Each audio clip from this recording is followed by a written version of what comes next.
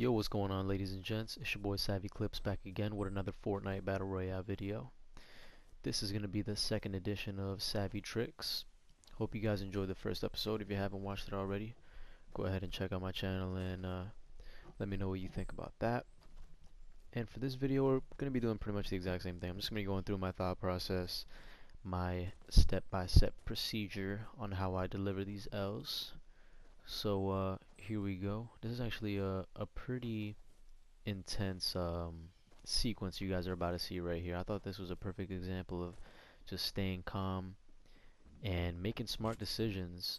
I pretty much use a tactic known as turtling, which is something that a lot of players use, including SHAREfactory, among others. It's a very useful tactic because when you don't really know what angles your enemy has, you kind of just have to play defense. It's okay to play defense sometimes. You don't have to be that aggressive, run and gunner. You know, you don't gotta be Daquan just jumping around, double pumping everybody. Because not everybody has that skill or that accuracy. Sometimes you gotta just chill a bit. So here we go. The gameplay's kicking off. I saw that guy pop out. Okay, right there he was getting shot by somebody else. I was easily able to just finish him off. And I start to go for the rush on that guy, but he lights me up pretty bad. And then this is where I start turtling a bit. I hear people on both sides. I'm not really sure what's going on, so I'm trying to just gather my thoughts for a second, just recollect myself here.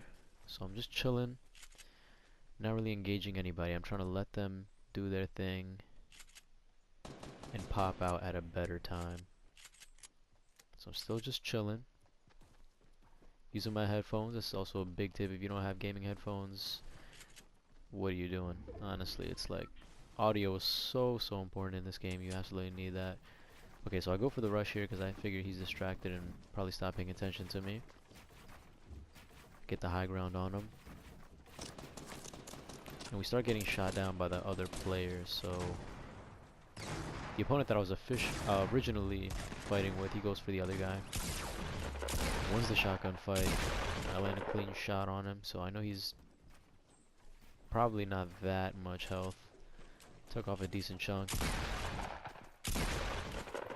Took a couple shots, but thankfully he wasn't able to gather himself there and just kind of falls apart.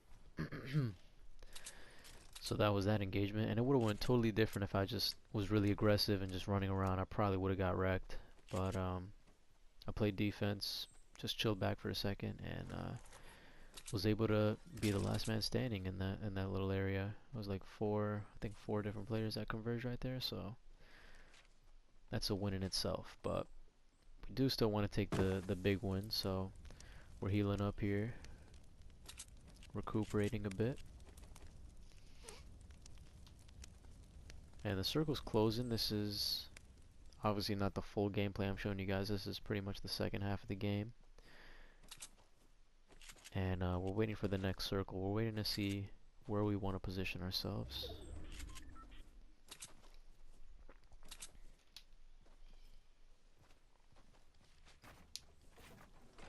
And if you peep my loadout, I always make sure that when I'm running solos, I try to have one shield and one health slot.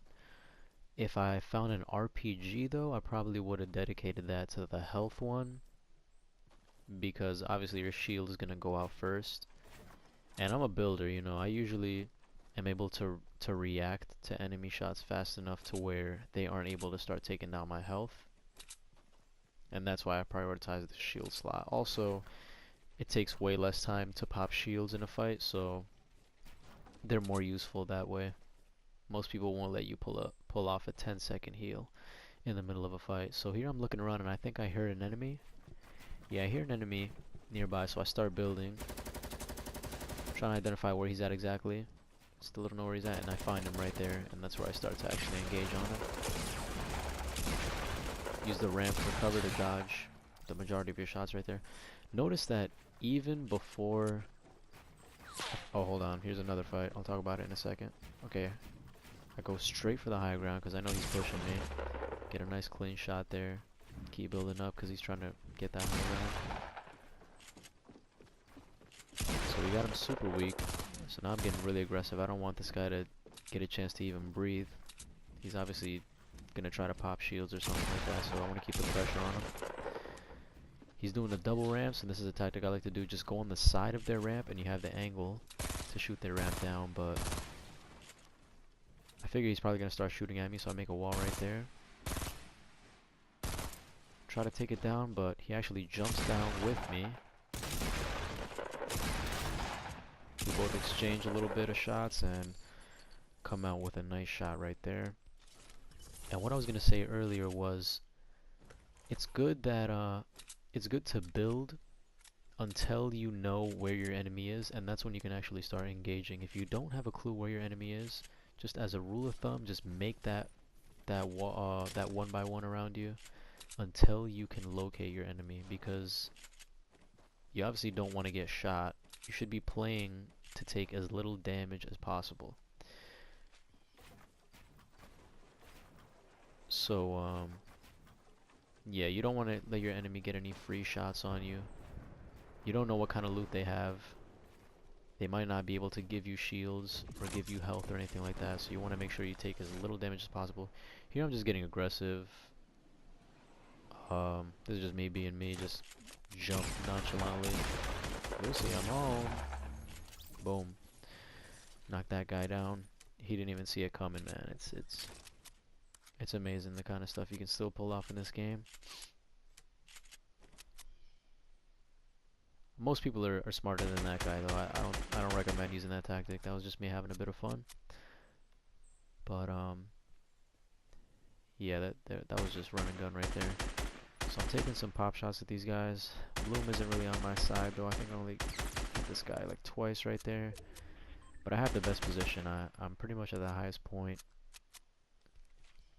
And there's only 5 people left, so I know these last couple guys are it. That's it. So I figure, you know what? Those guys, they can do whatever they want. I'm going to go ahead and rush this one guy who's by himself in that 1x1. So I double back to my launch pad, make my way over. And also farm your mats, guys. Make sure you're always breaking down trees and stuff. Excuse me. Take a sip of water. You should always be breaking down trees, making sure that you have at least like 300 to 400 mats, because that's how much you're going to use in an intense fight. You want to be as prepared as possible. Right here I'm just doing the same thing I did to the other guy, just trying to embarrass this guy. And he gets pretty scared. He actually just jumps right out, which is definitely not what you want to do. And yeah, I just chase him down, phase through his ramps a little bit, and yeah, take him out with ease. Pop the shield. Yeah, luckily pretty much all the guys I was killing in this game had a ton of mats, so I didn't really need to farm all that much. So we're getting down to the wire here. It's a 1v1v1 situation. And at this point I'm not really sure where those guys are, because they obviously didn't stay at that edge of the storm right there. So I'm trying to locate these guys. But I'm ready. Even though I'm not in a fort, I'm ready to just start building and engage on the next guy that comes forth. And right here I find a guy. Instantly start building. He does the same. Take down his ramps. I don't want him to have any type of height advantage. Gotta keep the pressure on him. And now I'm on the offense. I'm going in. I've got the height. So he's gotta play defense now. He goes with the double ramp technique, so I just follow him all the way up. Notice the storm's right there, so I start backing off.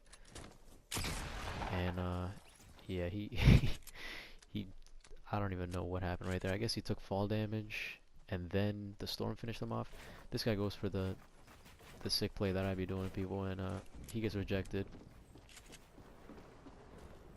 And yeah, I pretty much trapped him in there with all my stuff. He wasn't able to edit any of that. I keep building in a straight line, making more obstacles for him. And yeah, I just let the storm do its thing right there. And he dies to the storm as well, man. That's like, that's embarrassing. But yeah, I hope you guys enjoyed this video. Let me know if you guys found the tips useful, and I'll catch you guys next time. Peace out.